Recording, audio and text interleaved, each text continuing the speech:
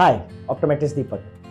So today we are going to talk about myopia, which is a globally growing pandemic. By the 2050, it is expected that half of the population will become myopic, and there will be a more risk of myopia-related pathology, disease like cataract, glaucoma, retinal detachment, and other myopic myopathy.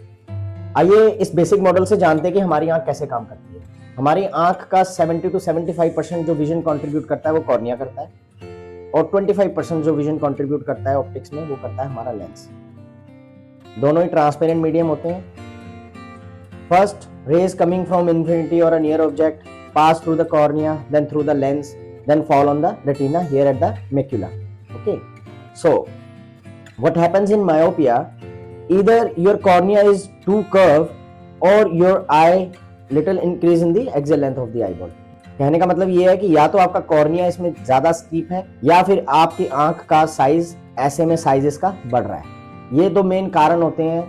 Main कारण ये होते हैं, वैसे और भी 2-3 और कारण भी होते हैं, जिसमें कि लेंस की डिस्प्लेसमेंट आगे पीछे होना या और भी बाकी कारण होते हैं, पर ये दो मेन कारण होते हैं जिससे कि हमारी आंखों का चश्मे का नंबर बढ़ता है या हमारी आंखों का चश्मे का नंबर माइनस में होता है।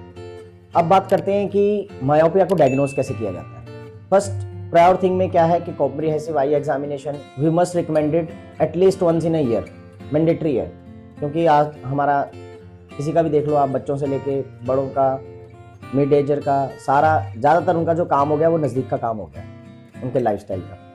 ज़्यादातर लैपटॉप स्क्रीन में काम करना, नज़दीक का काम करना, और उसी में क्या है कि आपकी जो दूर की डिस्टेंस एक्टिविटी होती है वो रिड्यूस हो गई है।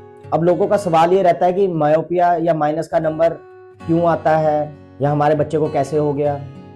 तो मैं इसका सीधा सा उदाहरण ये दूंगा कि जिन माँ बाप को पहले से चश्मा लगा हुआ है तो वो ये एक्सपेक्टेड है, और रिसर्च में भी पीछे देखा गया कि जिन माँ बाप को चश्मा लगा हुआ है उसमें अगर एक पेरेंट को चश्मा लगा, इधर फादर को या मदर को लगा हुआ है, एक को लगा हुआ है चश्मा, तो 25% चांसेस रहते हैं कि उसके बच्चे को भी चश्मा लगे। अगर दोनों को लगा हुआ है तो 50% चांसेस बढ़ जाते हैं कि उसके बच्चे को भी चश्मे का नंबर लगेगा, और अर्ली एज में। पहला तो यही है कि जो आपका लाइफस्टाइल है वो सारा नियर ओरिएंटेड हो गया है, जिसमें कि डिस्टेंस की एक्टिविटी बहुत कम है और नज़दीक की ज़्यादा है, चाहे वो आपका प्रोफेशनल कोई आपका वैसा काम हो या फिर कोई स्क्रीन टाइम हो, कंप्यूटर यूसेज हो, any of the near work, है ना। और दूसरा क्या है, लैक ऑफ डाइट।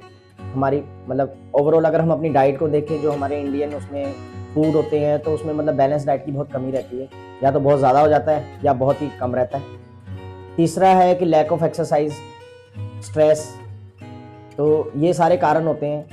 दूसरा पॉइंट आता है कि मायोपिया है किसी को तो उसकी हम स्क्रीनिंग कैसे करते हैं, स्क्रीनिंग कह लो कि या किस तरह के टेस्ट उसमें रिक्वायर्ड होते हैं। तो मायोपिया में हम विजुअल एक्यूटी चेक करते हैं पेशेंट की, रिफ्रैक्शन करते हैं पेशेंट की, और जो मोस्ट इम्पॉर्टेंट चीज़ है जिससे कि हम ये कैटेगराइज कर पाते हैं कि क्या इसका नंबर क्यों बढ़ रहा है, वो है कि हम एक्सियल लेंथ की मेजरमेंट करते हैं, जिसे हम बायोमेट्री ऑप्टिकल से भी कर सकते हैं, ए स्कैन भी करते हैं, है ना। अब आते हैं ट्रीटमेंट की तरफ।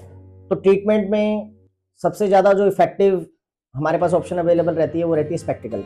फिर हमारे पास स्पेक्टिकल में भी आप देख रहे होगे लेटेस्ट, मतलब कुछ 4-5 साल की इनोवेशन में कुछ कंपनियां ऐसी आई हैं जिन्होंने इस मायोपिया प्रिवेंशन और कंट्रोल के विषय को काफ़ी गंभीरता से लिया है, और न्यू टेक्नोलॉजी बेस्ड उन्होंने ग्लासेस निकाले हैं, स्पेक्टिकल ग्लासेस, जो कि हमारे को मायोपिया कंट्रोल करने में हेल्प करते हैं। मायोपिया कंट्रोल के लिए, करेक्शन एंड कंट्रोल के लिए दूसरा हमारे पास ऑप्शन रहता है कॉन्टैक्ट लेंसेज का, जिसे हम ऑर्थो के स्पेशल लेंसेज होते हैं जो कि ओवरनाइट वियर किए जाते हैं। रात को लगा के आप सो जाते हैं लेंसेज को, सुबह उठते हैं आप लेंसेज निकाल लेते हैं, आपको सारा साफ दिखता है। Many of the ophthalmologist recommend low dose of atropine for the myopia control. और फोर्थ है हमारा लाइफस्टाइल मॉडिफिकेशन करके 20-20-20 फॉलो कीजिए जब आप स्क्रीन का यूज करते हैं। अब इसके ट्रीटमेंट के लिए जैसे मैंने आपको ऑप्शंस बताए कि स्पेक्टिकल ऑप्शन है, कॉन्टैक्ट लेंसेज ऑप्शन है, medication low dose of cycloplegic atropine kind of, है ना।